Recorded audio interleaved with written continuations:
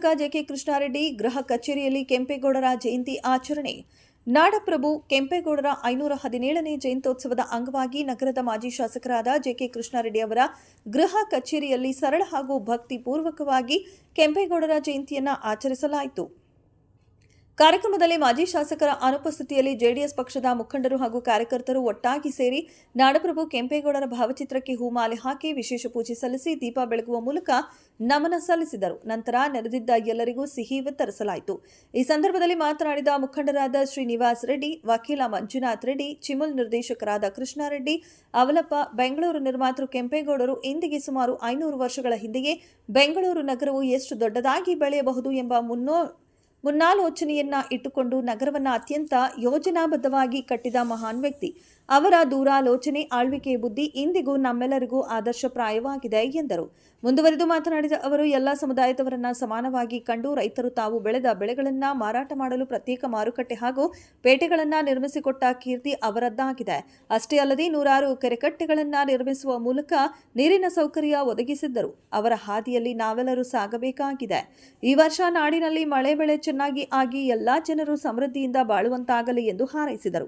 ಈ ಸಂದರ್ಭದಲ್ಲಿ ಮಾಜಿ ನಗರಸಭಾ ಸದಸ್ಯರಾದ ದೇವಳಂ ಶಂಕರ್, ಅಲ್ಲಾಬಕಾಶ್, ವೆಂಕಟರಮಣಪ್ಪ, ಕೃಷ್ಣಮೂರ್ತಿ, ಮುಖಂಡರಾದ ಟಿಪ್ಪು ನಗರ ಸುಧಾಕರ್, ಪ್ರಭಾಕರ್, ಚಲಪತಿ, ಮುನ್ನಾ, ಅಫ್ಸರ್ ಪಾಷಾ, ಯೂನಿಸ್, ಅಪ್ಪು, ರಾಮಾಂಜಿ ಹಾಗೂ ಜೆಡಿಎಸ್ ಮುಖಂಡರು, ಸ್ಥಳೀಯ ನಾಯಕರು, ಅಪಾರ ಸಂಖ್ಯೆಯ ಕಾರ್ಯಕರ್ತರು ಉಪಸ್ಥಿತರಿದ್ದರು. ಅಭಿನಂದನೆಗಳನ್ನು ಹೇಳ್ತಾ ಈ ದಿವಸ ಮಹಾಪುರುಷರ ಒಂದು ನೆನಪಿನಲ್ಲಿ ನಾವು ಎಲ್ಲರೂ ಇವತ್ತು ಇಲ್ಲಿ ಸೇರಿ ಇಲ್ಲಿ ನಮ್ಮ JDS ಆಫೀಸ್ ಏನಿದೆ ಇಲ್ಲಿ ನಾವು ನಾಡಪ್ರಭು ಕೆಂಪೇಗೌಡರ ಜಯಂತ್ಯೋತ್ಸವದ ಒಂದು ಅಂಗವಾಗಿ ಪೂಜೆಯನ್ನು ಮಾಡಿ ನಾವೆಲ್ಲ ಇಲ್ಲಿ ಒಂದು ಸಿಹಿ ತಗೊಳ್ಳೋದ್ರ ಮುಖಾಂತರ ವಿಜೃಂಭಣೆಯಿಂದ ಆಚರಣೆ ಮಾಡ್ತಾ ಇದ್ದೀವಿ.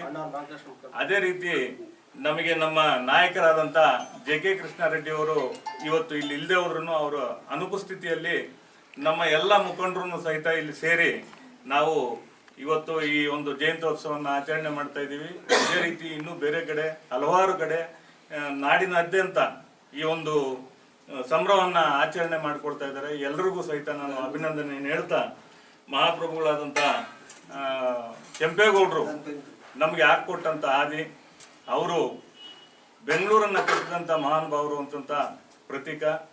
ಅವರು ಬೆಂಗಳೂರನ್ನ ಬಹಳ 500 ವರ್ಷದ ಹಿಂದೆನೆ ಯಾವ ರೀತಿ ಬೆಂಗಳೂರು ನಗರ ಬೆಳೀತದೆ, ಬೆಂಗಳೂರು ನಗರ ಎಷ್ಟು ದೊಡ್ಡದಾಗಿ ಬೆಳೀತದೆ, ಅದು ಯಾವ ರೀತಿ ಇರಬೇಕು ಅಂತ ಒಂದು ಮುಂದಾಲೋಚನೆ ಇಟ್ಕೊಂಡು ಅವತ್ತು ಬೆಂಗಳೂರಿಗೆ ಅಡಿಪಾಯ ಹಾಕಿದಂಥ ಮಹಾನ್ ವ್ಯಕ್ತಿ.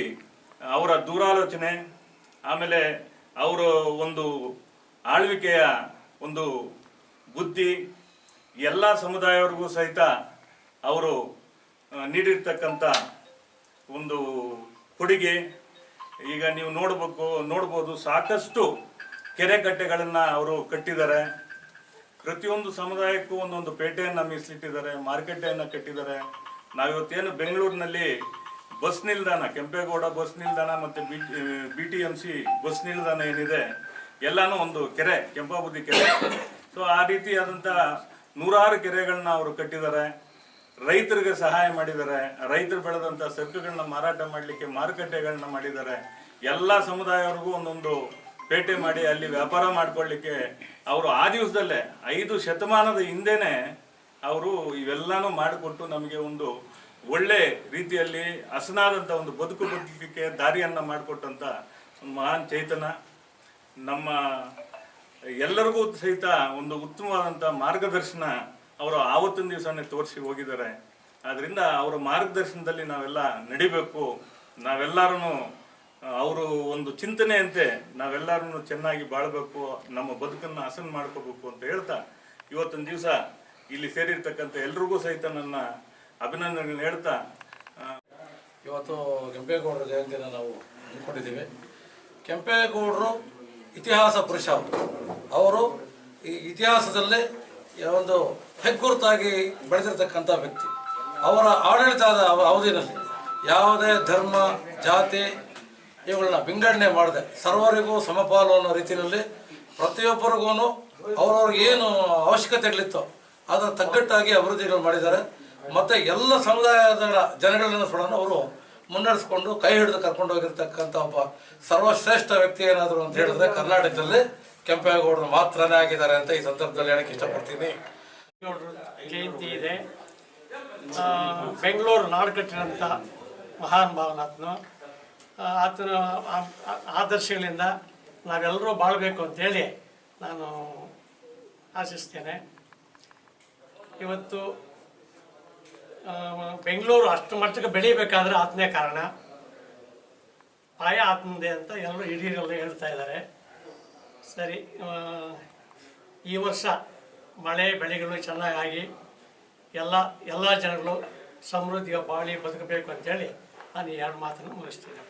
ಕೆಂಪೇಗೌಡರ ಜಯಂತಿಯನ್ನು ಇವತ್ತಿನ ದಿವಸ ನಮ್ಮ ಡೆಪ್ಯೂಟಿ ಸ್ಪೀಕರ್ ಆದ ಮಾಜಿ ಡೆಪ್ಯೂಟಿ ಸ್ಪೀಕರ್ ಆದ ಎಂ ಕೃಷ್ಣಾರೆಡ್ಡಿ ಅವರು ಇವತ್ತಿನ ದಿವಸ ಅವರು ಗೃಹ ಕಚೇರಿಯಲ್ಲಿ ಸರಳವಾಗಿ ಇವತ್ತು ಕೆಂಪೇಗೌಡ ಜಯಂತಿಯನ್ನು ನಮ್ಮ ಮುಖಂಡರು ಮತ್ತು ಕಾರ್ಯಕರ್ತರೆಲ್ಲ ಆಚರಣೆ ಮಾಡ್ತಾಯಿದ್ದಾರೆ. ಅದರಲ್ಲಿ ನಾವು ಕೂಡ ಭಾಗವಹಿಸಿದ್ದೀವಿ. ಕೆಂಪೇಗೌಡರ ಹೆಸರು ಉಳಿಬೇಕಾದ್ರೆ ಅವ್ರು ಮಾಡಿದಂಥ ಮಹತ್ವವಂತ ಕೆಲಸಗಳನ್ನು ಮತ್ತು ಬೆಂಗಳೂರು ಇಷ್ಟು ರಾಜ್ಯದಲ್ಲಿ ರಾಷ್ಟ್ರದಲ್ಲಿ ಬೆಳಿಬೇಕಾದ್ರೆ ಅವರೇ ನಾಂದಿ ಅಂತ ಹೇಳ್ಬೋದು. ಆದ್ದರಿಂದ ಇವತ್ತು ಪ್ರತಿ ವರ್ಷ ಕೂಡ ಅವ್ರ ಜಯಂತಿ ಮಾಡೋಕ್ಕೆ ಕಾರಣ ಏನಂದರೆ ಅವರು ನಾಡನ್ನು ಕಟ್ಟಿದ ಪ್ರಭು ಅಂತ ಹೇಳ್ಬಿಟ್ಟು ಇವತ್ತೆಲ್ಲ ಕಡೆಯನ್ನು ವಿಜೃಂಭಣೆಯಿಂದ ರಾಜ್ಯಾದ್ಯಂತ ಆಚರಣೆ ಮಾಡ್ತಾರೆ.